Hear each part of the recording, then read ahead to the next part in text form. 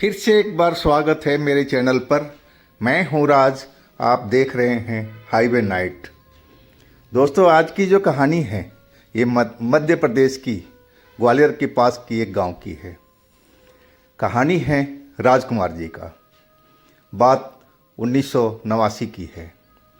तो चलते हैं दोस्तों राजकुमार जी की कहानी में। लेकिन दोस्तों, आपने मेरे चैनल को सब्सक्राइब नहीं किया है तो कर लीजिएगा और साथ में बेल आइकन को ज़रूर प्रेस कीजिएगा ताकि वीडियो का नोटिफिकेशन आपके पास में जाता रहे, आप मेरी कोई वीडियो मिस नहीं कर पाएँ। तो चलते हैं दोस्तों हाईवे नाइट की एक सफ़र पर। दोस्तों, मेरा नाम राजकुमार है। ये घटना जब हुई थी मेरी उम्र करीब 17-18 साल का आसपास था। मेरी नई नई भाभी आई थी। भैया को तो ज़्यादा छुट्टी था नहीं, सरकारी जॉब में थे, तो बस कुछ ही दिन घर में रुके थे और इसके बाद उनको जॉब पर जाना पड़ा था। अब हमारे घर में मेरी बूढ़ी माँ और मैं और मेरी भाभी, बहुत छोटा सा ही परिवार था हमारा। हमारे गांव में या घर में शौचालय नहीं था उन दिनों, तो लोग बाग सब खेत में ही जाते थे शौच करने के लिए। गांव की जो औरतें थी वो सुबह सुबह जल्दी निकल जाया करती थी और पुरुष तो कभी भी जा सकते थे, उनके लिए तो कोई बंदिश था ही नहीं। हमारे खेत के पास में एक पुराना इमली का पेड़ था और ज़्यादातर औरतें उसी के आसपास में जाया करती थी, लेकिन अकेले कोई नहीं जाती थी। उस इमली के पेड़ पर लोग बताते थे कि कोई चुड़ैल रहती है और जो भी अकेले रात में जाता है उसको वो पकड़ लेती है। लेकिन ये एक तरह का अफवाह ही था कि मैं जब से अपना होश संभाला था तो ऐसी चीज़ तो मैंने कभी आज तक सुना नहीं था, ना देखा था। मुझे एक तरह का कोरी अफवाह ही लगती थी। लेकिन मैं एक दिन मजाक में भाभी से बोल दिया था कि भाभी, आप सुबह सुबह जाते हो ना, तो इमली के पेड़ के पास में बिल्कुल नहीं जाना, वहाँ पर एक चुड़ैल रहती है, उसे बचकर आना भाभी। भाभी मेरी बहुत दिलेर थी, वो किसी चीज़ से डरती नहीं थी। वो बोली कि देवर जी चिंता मत करो, मैं उस चुड़ैल को भी मार दूंगी, मैं किसी से नहीं डरती हूँ। और इसी तरह हमारा घर का गांव का कहानी चल रहा था। एक रात की बात है, भाभी को टाइम का अंदाज़ा था नहीं, घड़ी नहीं थी घर में। वो थोड़ा जल्दी ही अपना शौच करने के लिए निकल गई। माँ को जगाई लेकिन माँ जा नहीं पाई, बोली मैं बाद में जाऊंगी। और भाभी को इमरजेंसी थी तो चल पड़ी थी अकेले ही। उस टाइम अभी सुबह नहीं हुई थी, वो रात का ही वक्त था और भाभी को लगा कि सुबह हो चुका है और भाभी अकेले ही चल पड़ी थी। सुबह में हमारे दरवाजे पर औरतों का झुंड इकट्ठा हो गया था और हमारी माँ को वो बोल रही थी कि तुम्हारी बहू तो खेत में गिरी हुई है, क्या बात हुई है, जा कर के देखो। हम उठा रहे हैं लेकिन उठ नहीं रही है। मैं भी जग गया था, माँ भी, और हम दोनों भागते हुए खेत में पहुँचे। देखा वहाँ 2-4 औरतें भी और भी खड़ी थी और भाभी ज़मीन पर गिरी हुई है। अभी सुबह सुबह का ही वक्त था तो ज़्यादातर पुरुष तो बाहर निकले नहीं थे। मेरी माँ उन औरतों के मदद से मेरी भाभी को उठवा करके घर पर लाया गया और भाभी के चेहरे पर पानी छिड़कने लगी मेरी मम्मी। भाभी बहुत देर के बाद में अपनी आँख खोली और जब आँख खोली तो उनकी आँख देख कर के मैं बिल्कुल डर गया था कि उनकी जो आँख थी बिल्कुल लाल हो रखी थी और बहुत बड़ी बड़ी सी दिखाई पड़ रही थी। और भाभी मेरी तरफ झपट्टा मारी जैसे मेरा मुंह ही नोच लेगी अपने हाथों से, नाखूनों से। मैं डर कर के पीछे भाग गया। बच्चा तो था ही, मुझे कुछ समझ में नहीं आ रहा था कि आखिर भाभी को क्या हुआ है और कैसे वो खेत में जा कर के गिरी हुई थी। मम्मी को समझते देर नहीं लगी कि मेरी भाभी के ऊपर में कोई साया सवार हो चुका है और औरतें आपस में खुसर फुसर करने लगी थी। मुझे भी थोड़ा आइडिया लग गया कि शायद वही तो चुड़ैल नहीं है जिसके बारे में लोग कहते थे कि उस इमली के पेड़ पर वो चुड़ैल रहती है। कहीं वही चुड़ैल तो मेरी भाभी को नहीं पकड़ लिया है। और भाभी तो फिर तो उन्होंने उधम मचा रखा था। 4-4, 5-5 औरतें उनको पकड़ रखी थी और तभी वो भागने की कोशिश कर रही थी। कपड़े का सूद नहीं था, वो बार बार बाहर की तरफ भाग रही थी और आंखें एकदम मोटी मोटी लाल लाल किए हुए किसी खुद ही वो चुड़ैल की तरह अब लग रही थी। मैं उनका वो रूप देख करके बहुत डर चुका था। मैं उनका रूप देख करके डर से कांप रहा था, लेकिन गांव के औरतों ने संभाल रखा था और ज़बरदस्ती उनको एक खाट पर ले आकर के बांधा गया। माँ मेरी भगवान से प्रार्थना कर रही थी कि कैसे भी मेरी बहू सही हो जाए। तभी एक औरत ने मम्मी के कान में कुछ कहा और मम्मी वहाँ से बोली, तुम लोग यहीं पर रहना और मैं आ रही हूँ वो पंडित जी को लेकर के।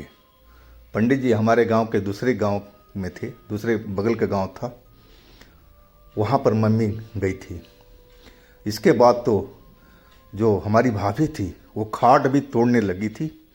रस्सी से उनको बांधा गया था, कपड़े से बांधा गया था, लेकिन वो किसी के संभाल में नहीं आ रही थी। बहुत मुश्किलों से हमने उनको रोक रखा था। कुछ बोल नहीं रही थी, बस वो उस घर से, हमारे घर से भागना चाह रही थी कि यहाँ से कहीं दूर भाग जाए और जो भी सामने पड़ता था बस उनको नोचने की कोशिश करती थी अपने नाखूनों से।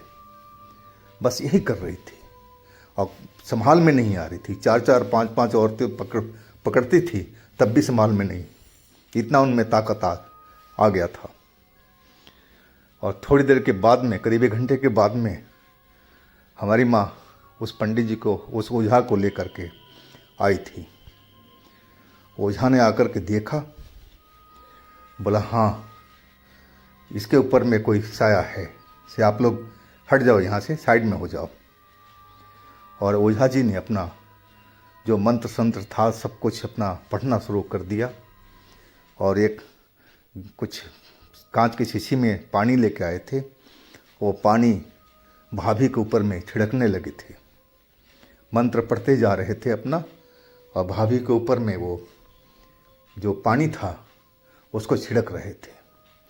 और जितनी बार भाभी के ऊपर में पानी छिड़कते, भाभी एकदम तेज झटका देती थी चारपाई से उठने की, लेकिन कपड़ों से भाभी का हाथ पैर बांधा गया था, तब जाके काबू में थी वो। बहुत कोशिशों के बाद में उस तांत्रिक ने जाकर के भाभी को शांत किया और इसके बाद भाभी सो गई थी या बेहोश हो गई थी कहा जाए तो। तांत्रिक अभी भी लगातार अपना पूजा कर रहा था और मेरी माँ से बोला कि बहुत शक्तिशाली है जो इसको पकड़ रखा है। मेरी माँ तांत्रिक के बात सुनकर के रोने लगी थी और हाथ जोड़ के तांत्रिक से बोली कि बाबा आप कैसे भी करके मेरे बहू के ऊपर से ये चुड़ैल को उतार दो।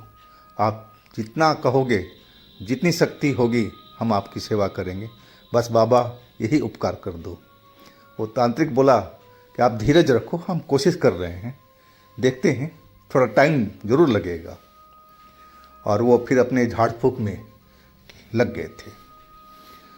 3 घंटा तक चला था झाड़ फूँक का कार्यक्रम और इसके बाद में आखिरी बार वो मंत्र पढ़े थे और वो जो जल था वो लेकर के भाभी के चेहरे पर छिड़का था और इसके बाद भाभी ने आंखें खोल दी थी। जब आंख खोली तो बिल्कुल नॉर्मल था, कोई लाल आंख नहीं था और इतने लोगों को देख करके वो शर्मा गई थी। कभी भाभी को दूसरे लोगों ने देखा नहीं था, लेकिन वही वक्त था जब भाभी सबके सामने में बेपर्दा थी और इतने लोगों को भीड़ भीड़ देख कर के शर्मा गई। और तब जा कर के उनका हाथ और जो बांधा हुआ था शरीर खाट से, उनको खोला गया। मेरी माँ ने पूछा, बहू तुम ठीक हो ना? तो हाँ में सर हिलाई। और फिर मम्मी घर में लेके गई मेरी भाभी को। मैं भी गया, मैं भी घबराया हुआ था, यानी कि पता नहीं भाभी को क्या हो गया है, कौन सी चुड़ैल पकड़ ली है, कोई इमली वाली तो नहीं थी। मेरे मन में कई तरह का डाउट था, यानी चलो भाभी से पूछते हैं कि बात क्या हुआ था। मैं भाभी के पास में गया और भाभी को देखा। हमने, भाभी तुम ठीक हो ना? भाभी बोली कि हाँ मैं ठीक हूँ। नहीं भाभी क्या हुआ था? बोली कि लाला मैं गई थी शौच करने के लिए, मुझे टाइम का आइडिया नहीं था, लेकिन जब मैं खेत में पहुंची तब मुझे लगा कि अभी सुबह नहीं हुई है, और तभी मुझे वो जो इमली का पेड़ है ना, वो हिलता हुआ नज़र आया और मैं उस तरफ देखने लगी कि आखिर कौन हिला रहा है। और एक काला सा साया उड़ता हुआ और मेरे ऊपर से गुजरा और उसके बाद मुझे होश नहीं था कि मैं कहाँ पर हूँ। और लाला इसके अलावा मैं कुछ नहीं जानती। बाकी तो मैं सारी बात समझ ही चुका था। मैंने भाभी को मजाक में बोला कि देखा भाभी, मैं तुमको बोला था ना कि उस इमली के पेड़ पर चुड़ैल रहती है और आप कहा कि हम उसको मार देंगे। देख लिया ना, आपको वो पकड़ लिया था। से भाभी आगे से ध्यान रखना, अकेले मत जाना, अगर जाना हो तो मम्मी के साथ में ज़रूर ले जाना भाभी। और भैया आते हैं ना तो मैं सबसे पहले बोलूँगा कि एक शौचालय बनाएं आपके लिए। तो दोस्तों, ये थी राजकुमार जी की कहानी।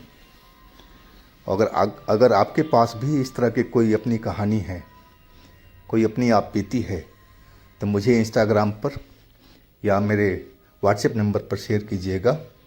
मैं आपकी कहानी को ज़रूर बनाऊंगा।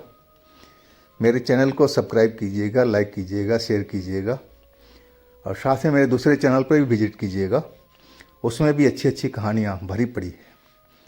लिंक मैं नीचे डिस्क्रिप्शन बॉक्स में दे रखा हूँ, आप ज़रूर एक बार विजिट कीजिएगा, बहुत मज़ा आएगा आपको। तो दोस्तों, फिर हम कल मिलते हैं एक नई कहानी के साथ में। आप लोग अपना ध्यान रखिएगा। नमस्कार।